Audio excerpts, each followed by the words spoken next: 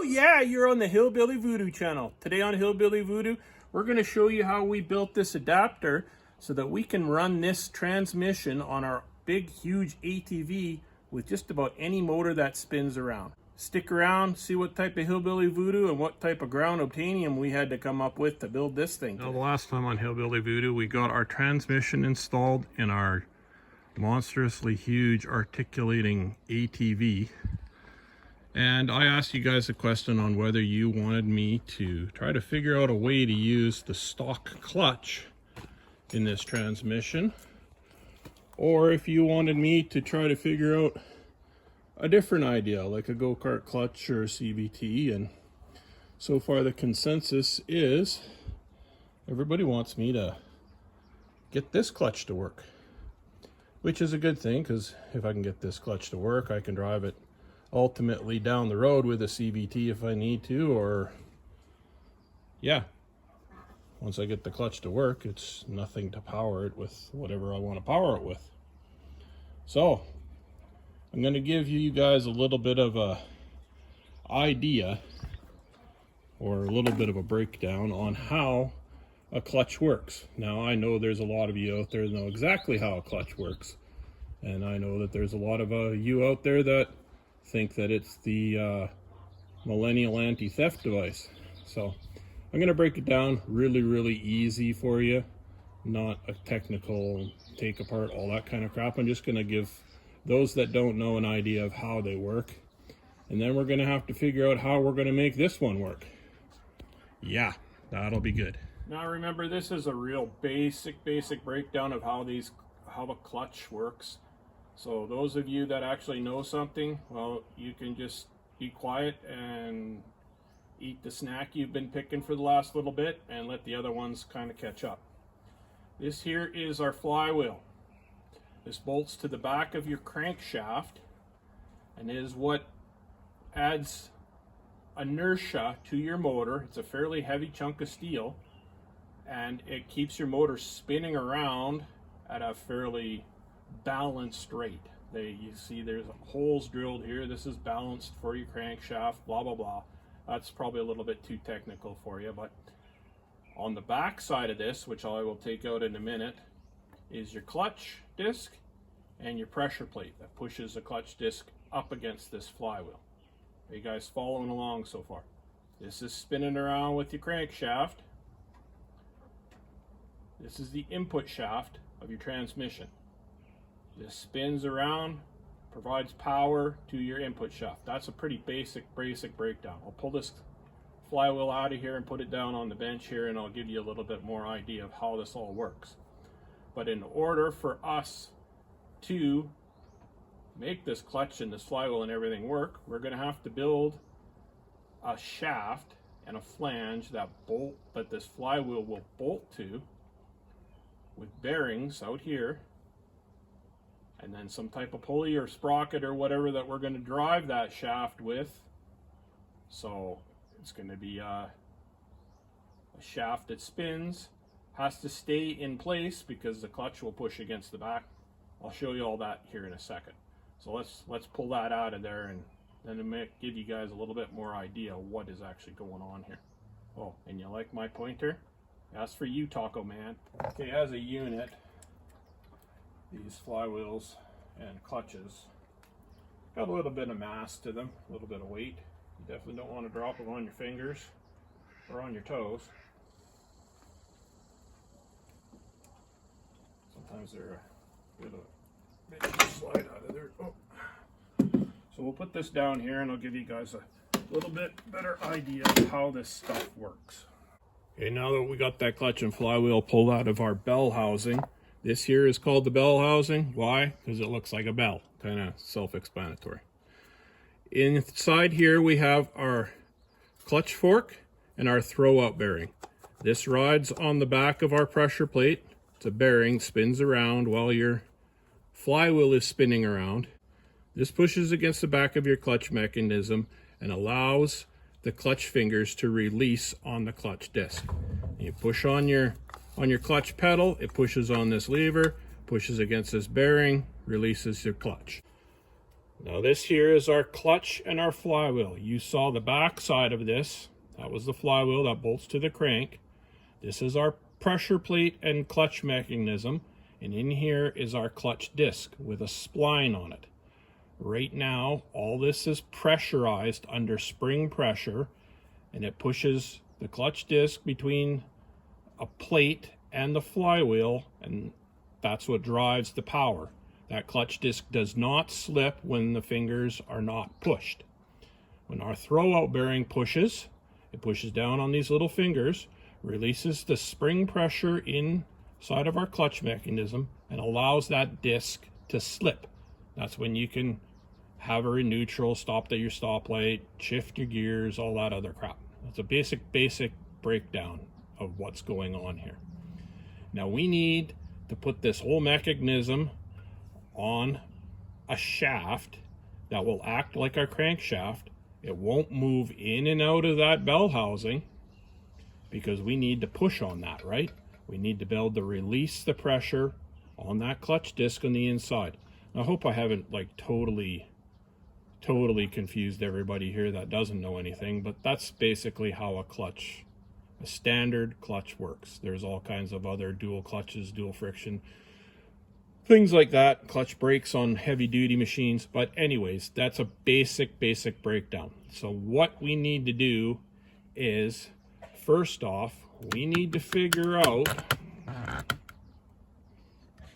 how far that flywheel sits inside that transmission, because in order for that finger, or in order for that throwout bearing to push against those clutch fingers, we need to know where this is going to be riding static and where it's going to be riding when it's pushed out.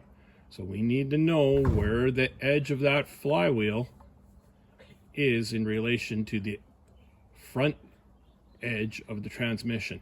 Now the easiest way to do that is to go back to the motor and measure from the mounting surface of the motor where the transmission mounts to it to the crankshaft, and it will give us an idea of how far that this whole clutch mechanism has to stick out.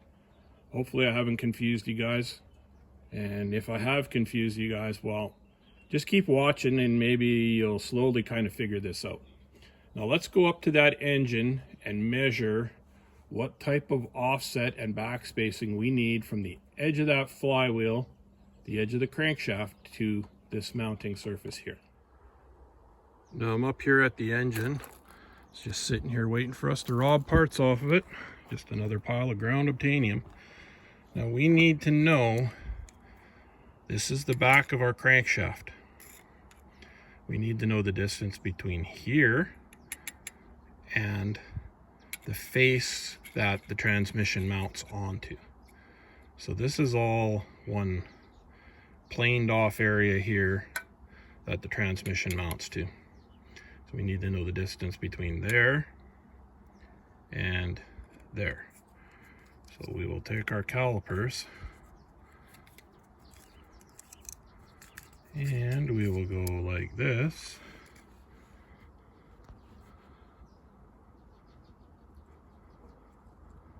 We're going to eyeball as close as we can in there.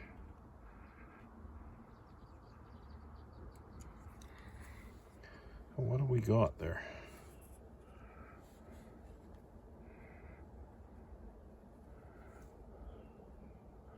We have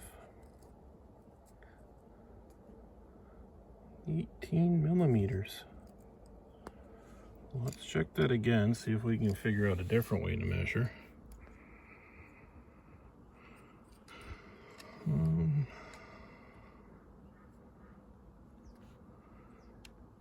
Let me set you up on a tripod here and I think I can figure out a different way to measure this a little more accurate. You guys are kind of at a bit of a weird angle here, but you can use your imagination. I have a straight edge.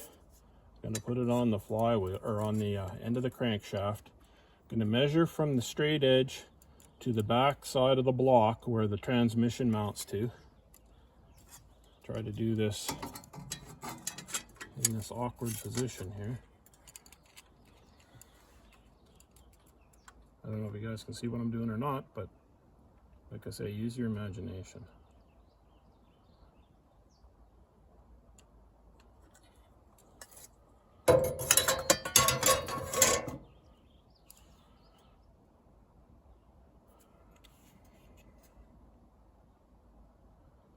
So again, we come up with 18 millimeters.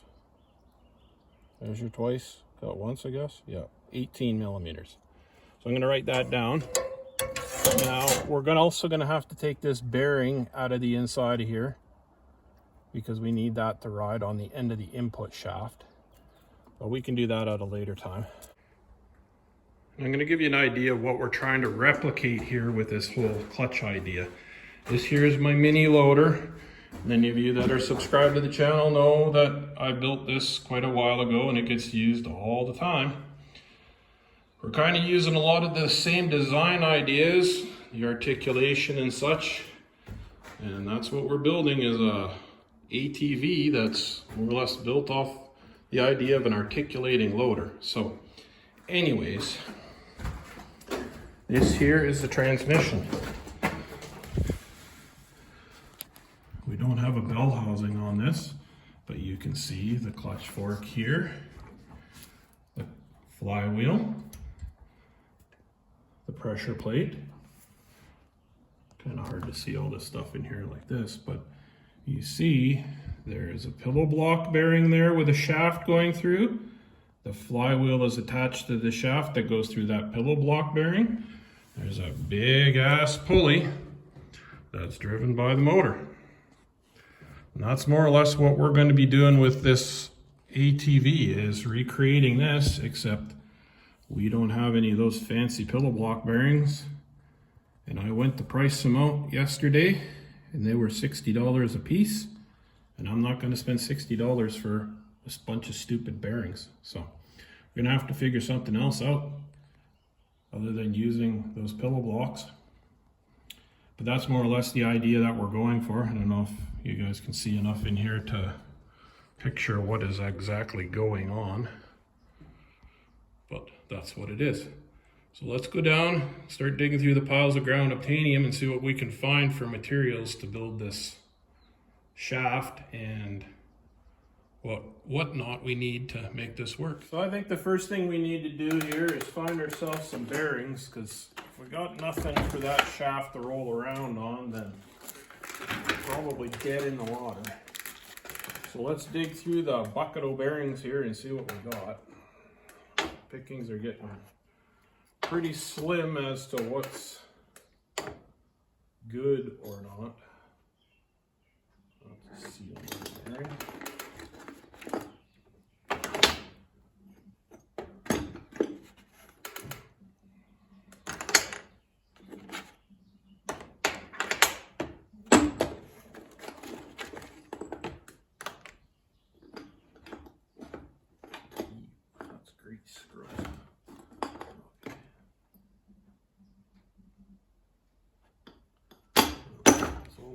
So hopefully we can find something in there.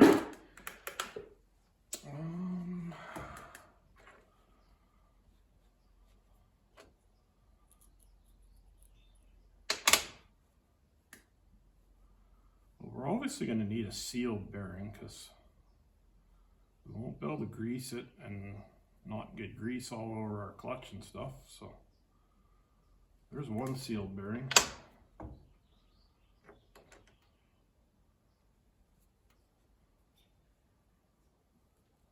Another sealed bearing. Those actually look like they're the same. They are the same.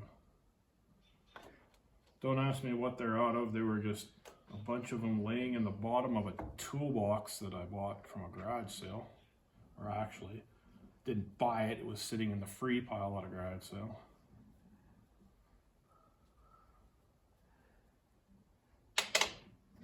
Those are pretty beefy, but they don't have an inside race. I don't know if we have any shaft material that's that big, that's hardenable. We'll check those out. There's something there.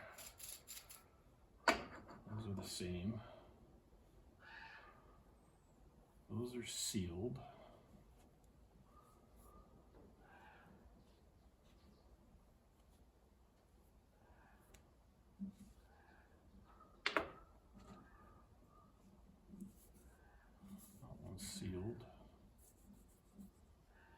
seem pretty good.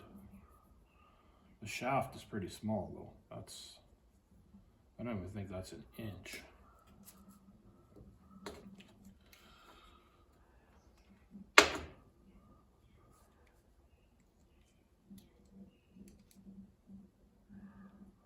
Yeah, that's like 7/8.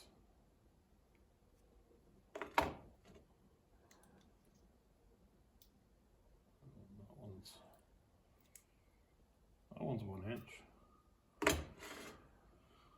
Oh yeah. Those ones are nice. Well, I guess those are our candidates. It's the only ones we got, so let's use what you got to make what you want, right? That one's crusty as crusty can be. Yep. Throw these in the bucket for next time.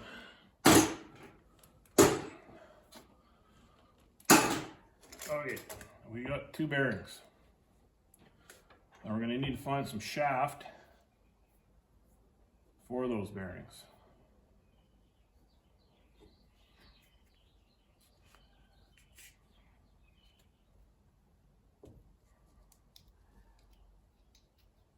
What do we got?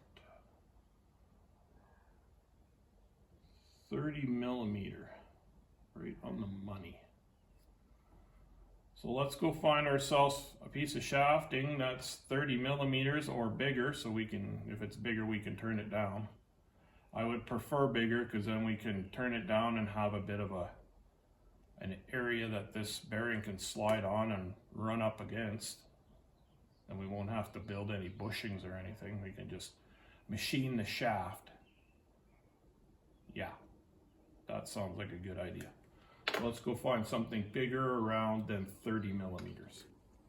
Well, let's go look under the bench out here because there's a bunch of pieces of shafting that I chopped off from building our drive shafts and our center pivot and a bunch of other stuff. So I threw them under the bench because the chop saw is right there and I didn't want to trip over them. Kind of weird, eh? I never ever do that, but what do we got here? There's a piece. I don't think we're going to need anything much longer than about 8 inches, 6 inches. We need it bigger than 30 mil. So that's 40 mil. And there's another piece.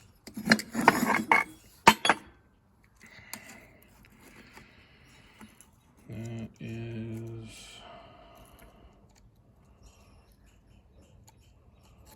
42 mil. That can't be 40 mil. What is that? The heck is that?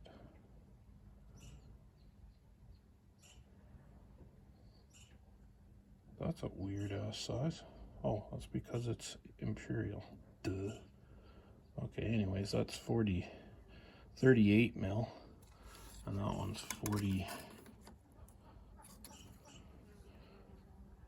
42 mil. So we'll take those 2 pieces there and decide which one we're going to use. I think that's probably a better idea. Probably close to the right length anyways. We don't need it super long, but I don't want to do a bunch of machining and end up having it too short. So I'm going to need bearings on there. Yeah, let's take these 2 back to the bench and do a little bit of thinking. We got our pieces of shafting here and our bearings. I think we're going to use this.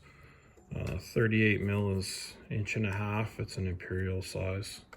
Not a Canadian thing, but an American thing. Not that it really matters because we're going to be machining it anyways. So we have our shaft. We're going to need a flange, right? Because this is going to bolt to the flywheel.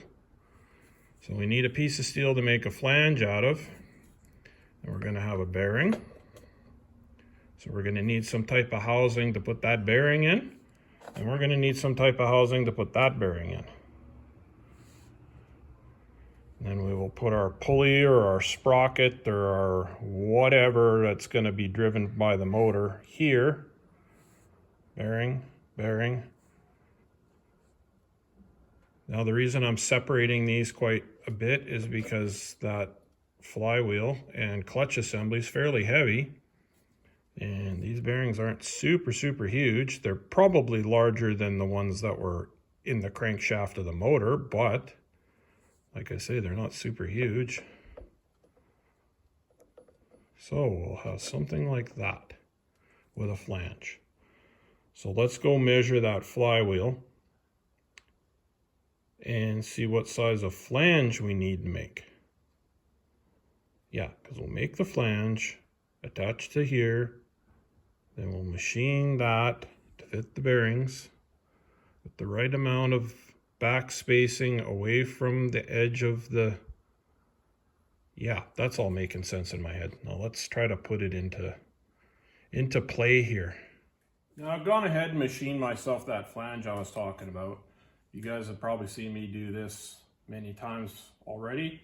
And if you haven't seen me do it, it's probably because you're not subscribed. So you should probably subscribe because you're missing out. Anyways, this is our flywheel. I've disassembled the clutch pressure plate and clutch disc off of it just to make it more, well, not quite as cumbersome to deal with. Now I think before I put our shaft and weld everything all together here, I'm going to drill the holes in this flange that mate to the flywheel, because this all drops in here nice, and you can clamp it together and put it in the drill press hopefully and get our bolt holes all... Well, that machining was pretty tight there. That's kind of good. Anyways, what was I saying? Oh, we're gonna put this all together like this, drill the bolt holes through so everybody lines up, and then we can pull that out, press this together, weld her all up, and then we can decide on the machining of this shaft for our bearings and what type of housing we're going to build for those bearings to sit in, right? Because they got to go on this shaft and sit in some type of housing to hold this all together. Now I was saying before that I was going to split these bearings apart like this and have this, whatever we're driving it with, a pulley or whatever in the center here.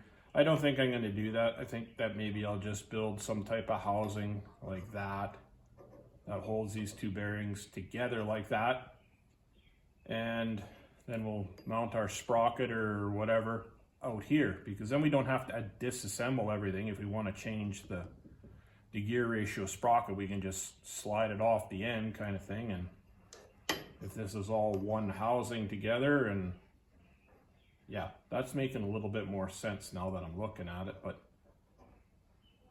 whether it makes more sense in reality is a different story. Yeah, anyways, we're getting ahead of ourselves here. Let's drill these holes out in here and make sure that this is all going to bolt together. And then we'll start building the actual shaft itself.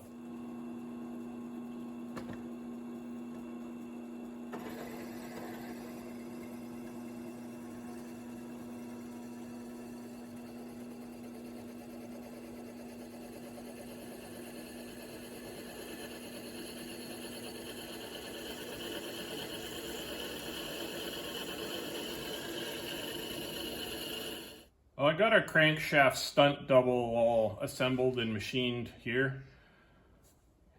Fits the bearings. They slide on there, well, fairly tightly. And I bored out the inside here for the pilot bearing for the end of the input shaft. I wasn't really paying attention to the temperature of my material. I usually machine out the internal diameters where I want to press and fit. I usually machine them when they're hot, and then when everything cools down, the fit is perfect. But this metal was obviously too cool when I did it, so I'm going to have to stake it around here to keep that pilot bearing from falling out, or at least Loctite it in there or something. Yeah, it's kind of a bummer, but it is what it is. It's tight, so if I stake it, it should be okay. Yeah, it's too bad I didn't have the camera on when I was welding this all together, because apparently when you spray bug spray on your head immediately before you weld something, catches your head on fire, and you gotta shave your head so you can stand living with the smell of your own body. Yeah, anyways, it's pretty epic, me jumping around, beating myself in the head with a welding helmet on. So, oh yeah, enough of that story. We need to figure out our housing for these bearings, right? Because we're gonna have this bearing on there like that. That bearing on there like that. Now we need a housing that'll hold these two bearings like that, and that we can bolt that housing to whatever plate we're gonna mount this across on our transmission. You guys kind of following me along here so far? Now I'm pretty sure that I don't even have to go up to the piles of ground obtainium to find a piece of pipe or tubing to put these bearings in, because the tubing that we made our slip roller out of here a little while ago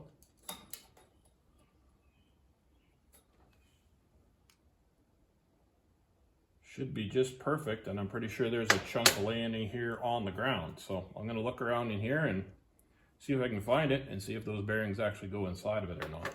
Like I say, I'm almost certain that there's a piece of pipe laying around here, and I probably won't even have to get out of my chair. I just have to actually find it, because when I chopped those rollers up, I just threw the chunk on the floor here somewhere, and you guys see it? I don't see it.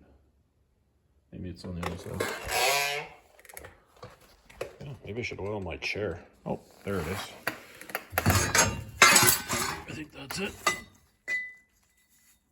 Yep. Let's grab that bearing and see what we got going on there. Yeah, see, we should be able to machine that out. It's going to be kind of thin, but should be able to make it work. Maybe we'll have to sleeve it over the top with a little bit more, but yeah. Let's figure out how long a piece we need out of that. What just went flying? Oh, my pen.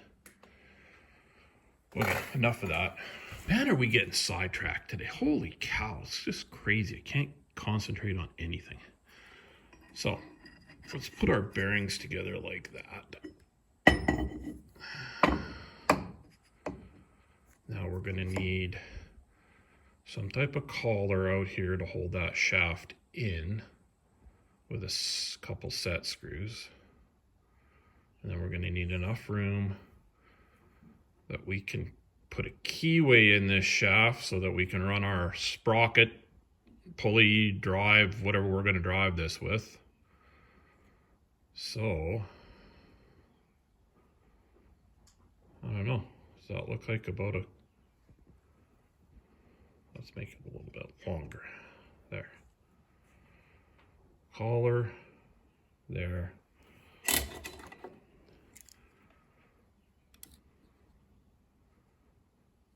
Well, that's about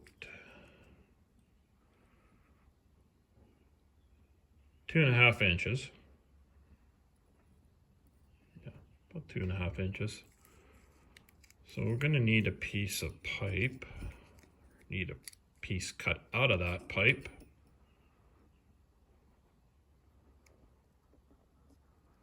Let's go with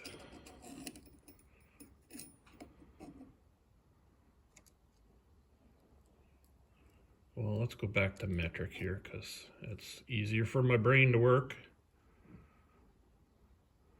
Let's go with a chunk that's 95 millimeters long, and then we can machine either end down and make it nice and flat and such.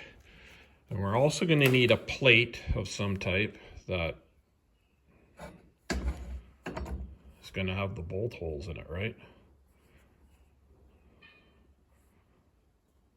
Yeah, that's what we're going to need, a plate with the bolt holes in it. Okay, again, we're getting ahead of ourselves here, and let's cut, what did we say, 95? 95. Let's cut a chunk of this 95 millimeters and machine it to fit those bearings. Is that making sense? Am I getting ahead of myself here again? No, I'm doing it right, I think. Okay, yap. Let's cut this pipe and figure out what we're doing from there.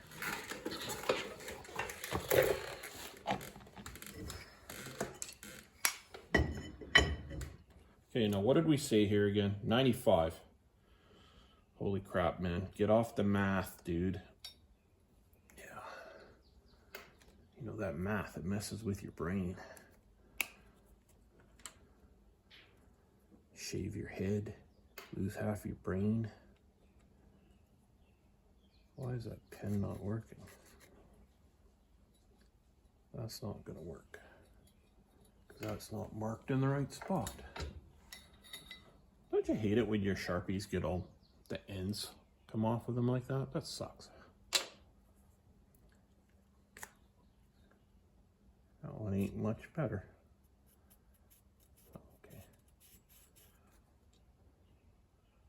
Okay, let's go and chop that up. Stick it in the lathe. True it up on either end. And then we'll figure out what we're gonna do for the plate.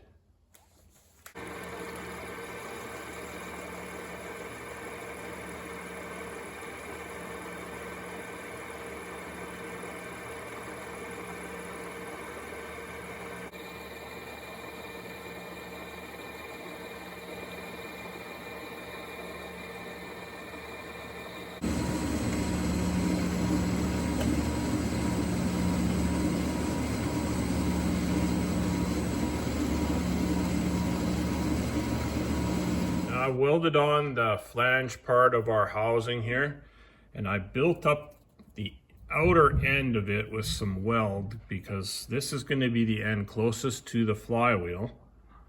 That bearing there is going to be supporting the majority of the weight, and I wanted this wall on this housing tube to be a lot thicker. So I'm going to turn this down, smooth it all out, make it about, well, a little bit better than 1/8 of an inch, probably closer to 1/4 of an inch thickness and wall. And then we'll stick that bearing back in there, and that will be more or less our housing.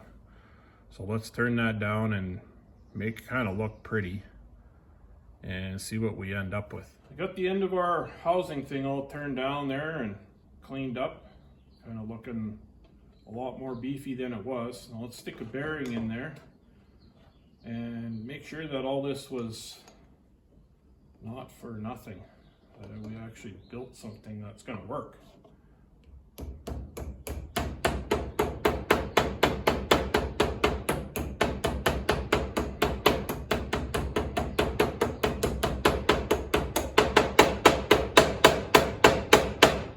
Okay, you got a bearing there.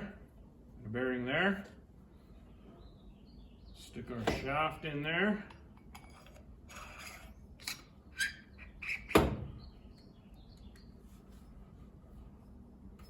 Kind of looks like we got ourselves a crankshaft replacement.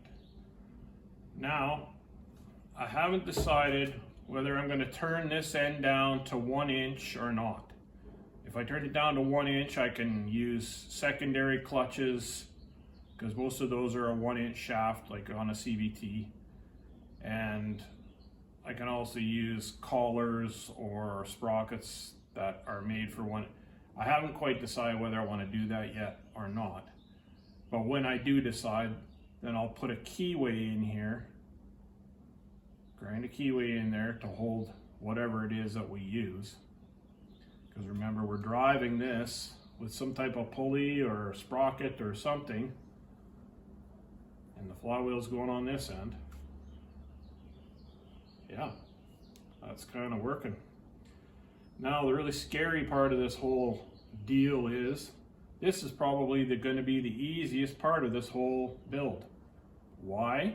Well, because I do not have a sheet of steel that is big enough to go across that transmission bell housing. I just don't have anything in my piles, and I'm not about to go buy anything, because that's not what Hillbilly Voodoo is all about.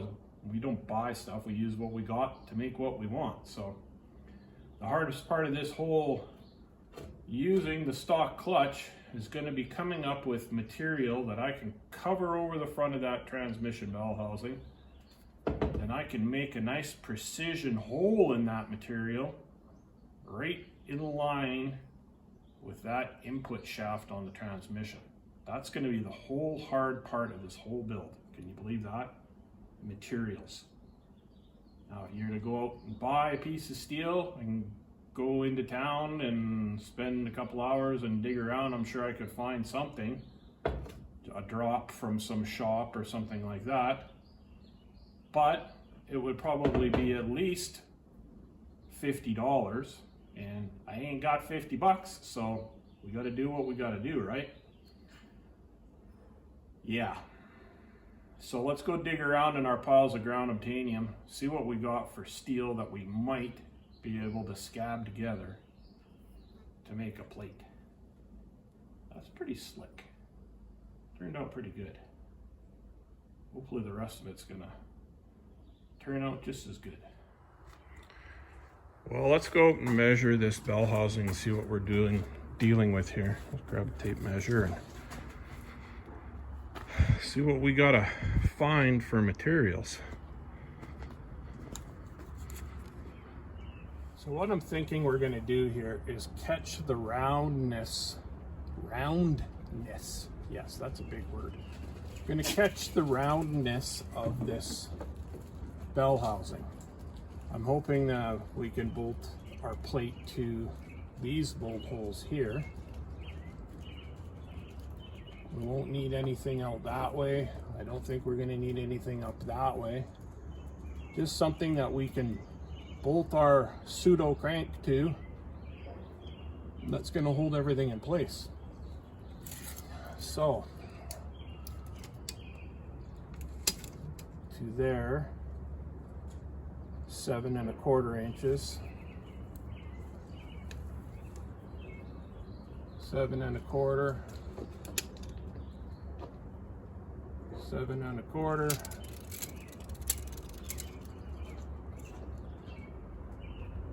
7 1/4.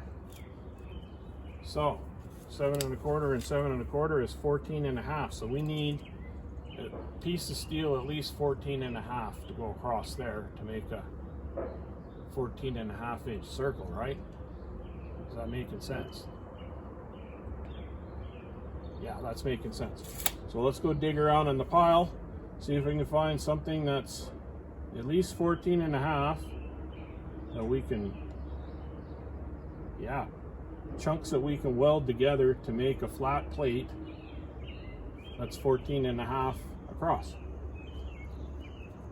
Seems pretty basic, pretty simple, but finding some material that I can weld together and not have it do the big taco chip warp thing, that's going to be the part that's the hard part. Okay, you guys cross your fingers here and hopefully we can find something that will be suitable, or enough of something.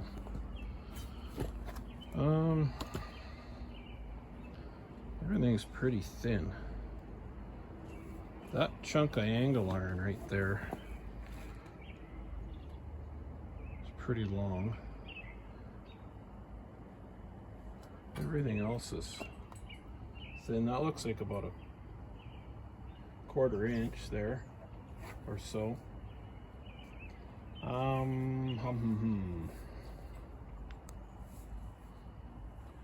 Okay, you know what? That angle iron's obviously long enough. We could cut a few pieces out of that, split it down the crack.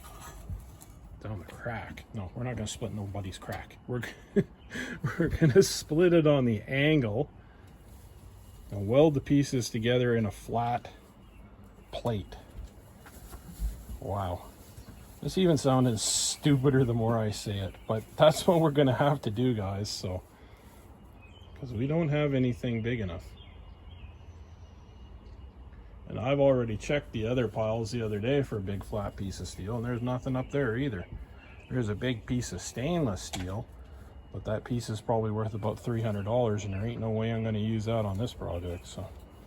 I guess this is what we got, so let's start hacking.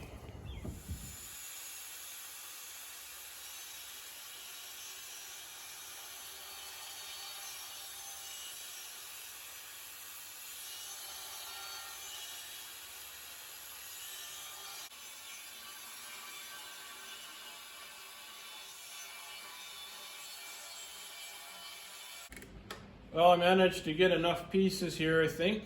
I hope. See if we got enough. 14.5 by 14 3/4, so that'll give us enough to make our 14.5-inch circle out of. I guess the only thing I need to do now is weld all these pieces together without them doing this, or doing this, or doing that, or doing this when I fling it in the bush because it turned into a taco. Yeah, nothing to it but to do it, I guess. And okay, we got our pieces all welded together here and ground down fairly flat. And yeah, it turned into a taco like I thought. It was bowed this way and bowed that way, so hopefully once we get the circle cut out, we can stick it on the anvil and hammer it out. Usually if you got that taco chip kind of curve to it, if you take the excess corners and material out of something, then it'll flatten out. It's kind of like hammering a saw blade. I don't know if any of you have ever done that, but I have. When you get a dish or a taco or a bell to it, then it's easier to hammer out one that's smaller around. Anyways, doesn't really matter. Let's find center of this.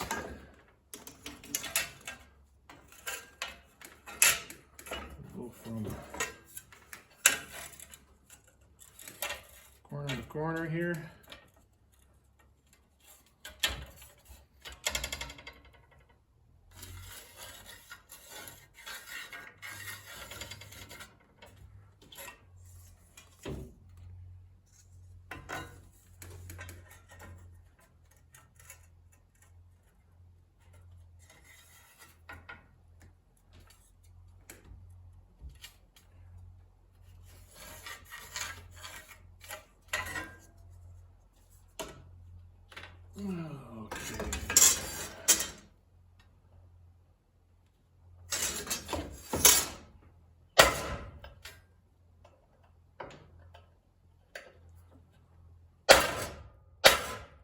Give it a good reference. Now, let's make our circle. So we wanted a 14.5 circle, right? So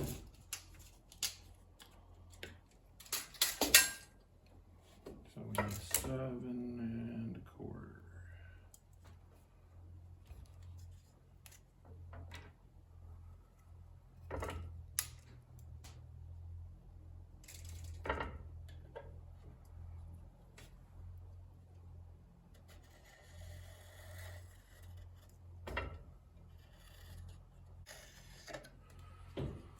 Looks close enough. We'll go trim that off with the angle grinder and make it fairly round. And then we're going to figure out how we're going to cut a precision hole in the center of that. Might be, once I trim this down, might be small enough to stick on the lathe. Might be. I'm not quite sure what the throw on the lathe is. I think it's, yeah, that might be the maximum. I'm not sure, but we'll cut this out first with the angle grinder and then we'll figure that out. I got our circle all roughed out here now with the grinder. It's pretty close. I tapped on it a little bit, took some of the dishedness out of it as much as I could without overexerting myself. I have a piece of pipe with a flange on it in the lathe here, and hopefully this thing is going to fit in there. And if it does, then we'll tack this to this flange and we can turn it. to make our nice precision hole in the center for our pseudo crankshaft type thing. Across your fingers. Hopefully this is going to fit here.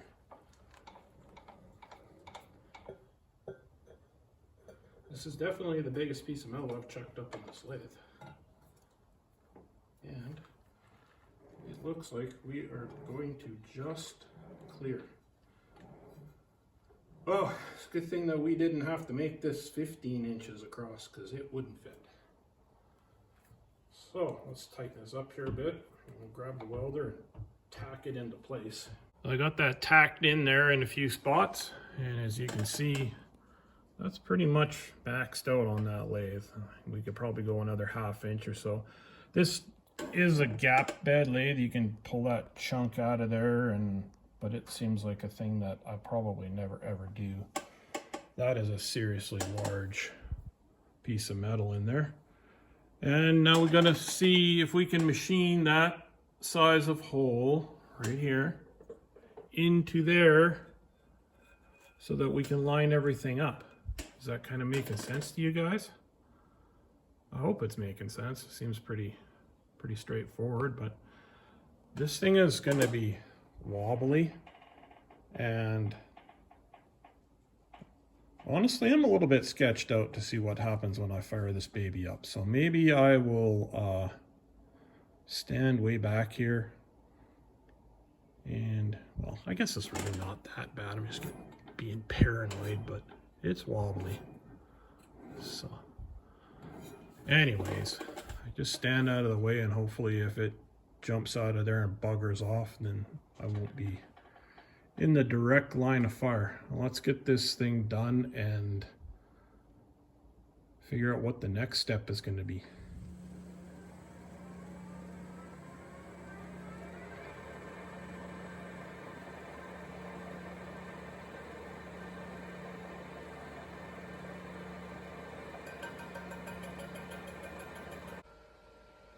I guess it's a good thing I stopped, because I measured completely wrong.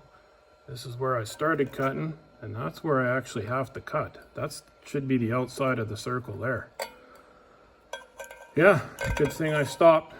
A few little marks there, but not too deep.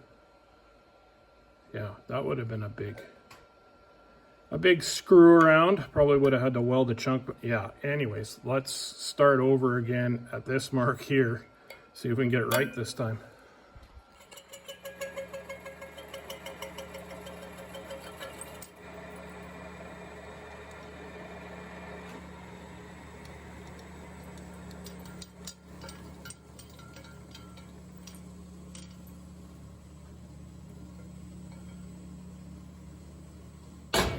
Now I've gone ahead and drilled our plate for our bearing housing here.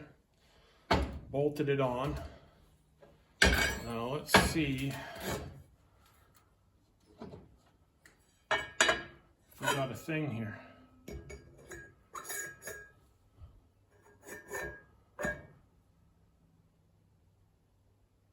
Oh yeah, of course. Something I didn't think about.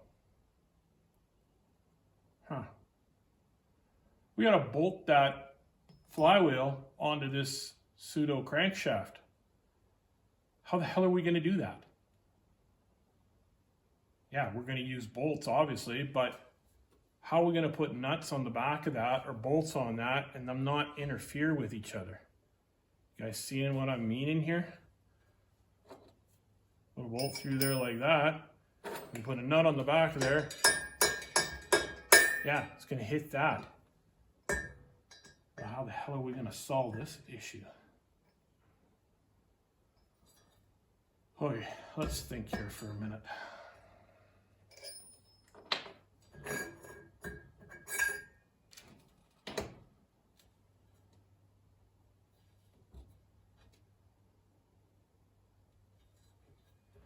Okay, if we recess these bolts, turn the heads down a little bit flatter, less thick, turn them down round, recess them into this plate, and weld them in there, then grind them off flat so that they're just studs sticking out.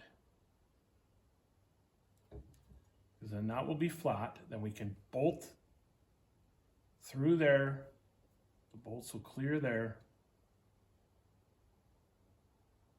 Yeah, I guess that's the only way we're gonna make this work is by making these bolts into studs. Does that make sense?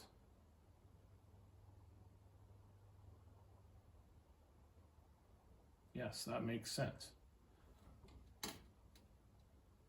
Because we can't go out any farther with the crankshaft part. Otherwise the clutch depth is not going to be far enough.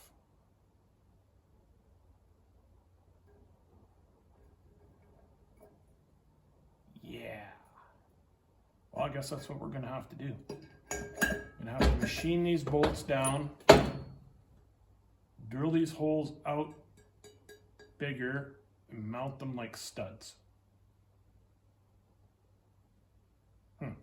Yep, I guess that's what we're going to have to do. Unless you guys can think of some other way. Well, no, I'll have it done by the time anybody ever comments on anything, so.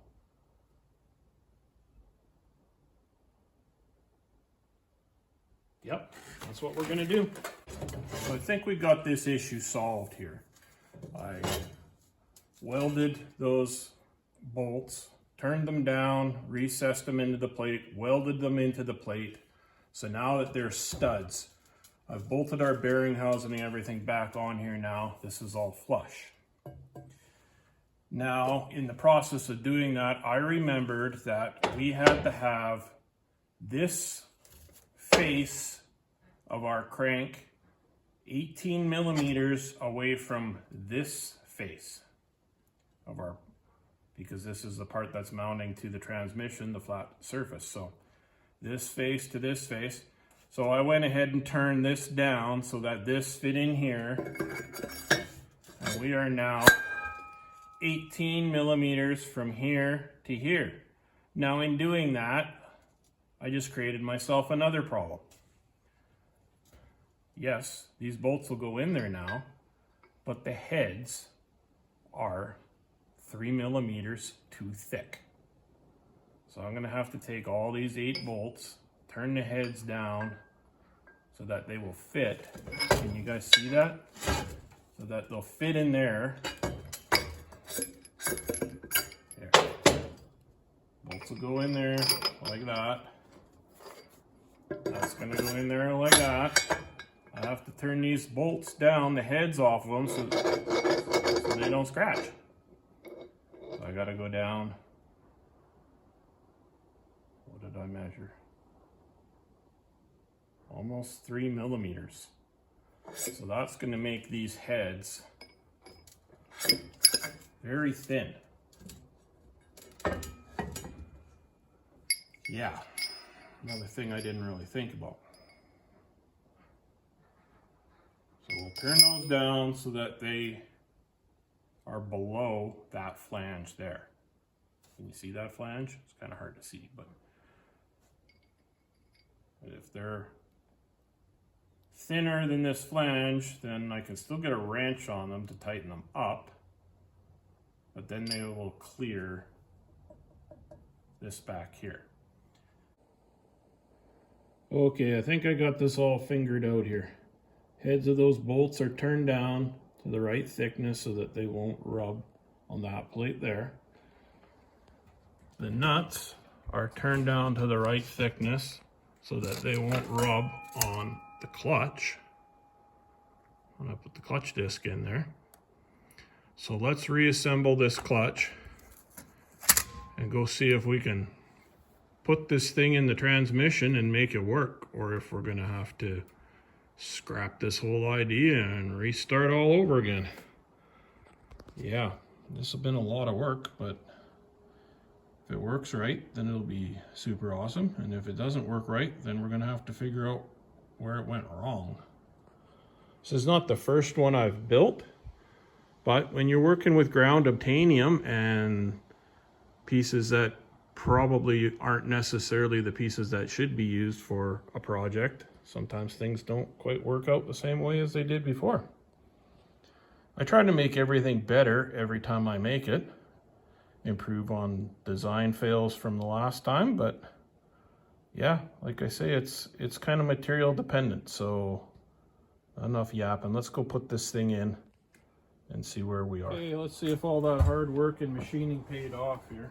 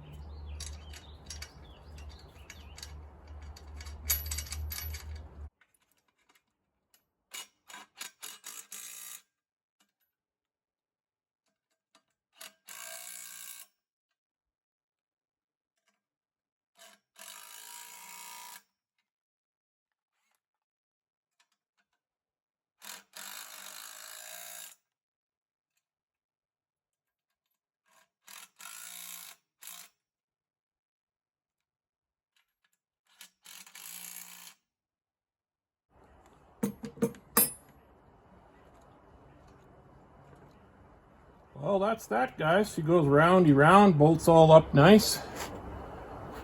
We can pretty much drive this transmission and this machine with any motor that spins now, so yeah, all our work paid off there. So I think I'll leave this video. It's probably pretty long.